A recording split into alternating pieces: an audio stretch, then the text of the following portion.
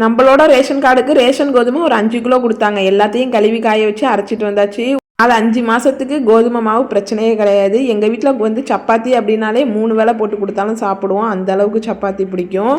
சப்பாத்தி தோசையெல்லாம் சுடுறப்ப அதிகமாக oil use பண்ண வேணாம்னு நான் நினப்பேன். முன்னாடியே இந்த இன்ஸ்டாகிராம்லாம் யூஸ் பண்ணுறவங்கள பார்த்துட்டு இந்த ஆயில் ஸ்ப்ரே பாட்டில் தான் ஃபஸ்ட்டு நான் வச்சுருந்தேன். ஆயிலில் ஸ்ப்ரே பண்ணோம் அப்படின்னா ஒரு இடத்துலையே நிறைய ஆயில் ஊற்றுற மாதிரி இருந்துச்சு.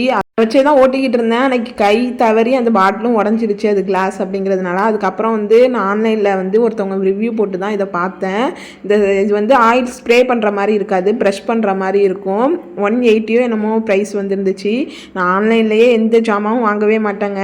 என்னோடய வீடியோஸில் பார்த்தீங்கன்னா தெரியும், நான் ஒன்றுமே ஆன்லைனில் வாங்க மாட்டேன். ஏன்னா ஆன்லைனில் வாங்குறது எனக்கு பிடிக்காது. அதாவது நம்ம ஆன்லைனில் வாங்கினோம் அப்படின்னா அதுவே மறுபடியும் வாங்கணும்னு தோணும் அப்படின்னு சொல்லிட்டு நான் ஆன்லைனில் எந்த திங்ஸுமே வாங்க மாட்டேன். ரொம்ப யூஸ்ஃபுல்லாக இருக்கும்னு நினச்சேன், அதனால தான் அது வாங்கினேன்.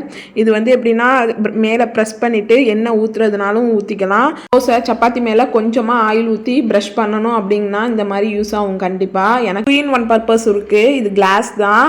ஆயில் எந்த அளவுக்கு கம்மியாக சமைச்சு சாப்பிட்றோமோ அது ஆயுஸ் வந்து அதிகரிக்கும்னு சொல்கிறாங்க. அது எந்த அளவில் உண்மைன்னு தெரியலை. ஆயில் கம்மியாக யூஸ் பண்ணணும் அப்படிங்கிறவங்களுக்கு இது யூஸ்ஃபுல்லாக இருக்கும். உங்களுக்கு இந்த ப்ராடக்ட் வேணும்னா மேலே டேக் பண்ணுறேன், கண்டிப்பாக வாங்கிக்கோங்க. தேங்க்யூ.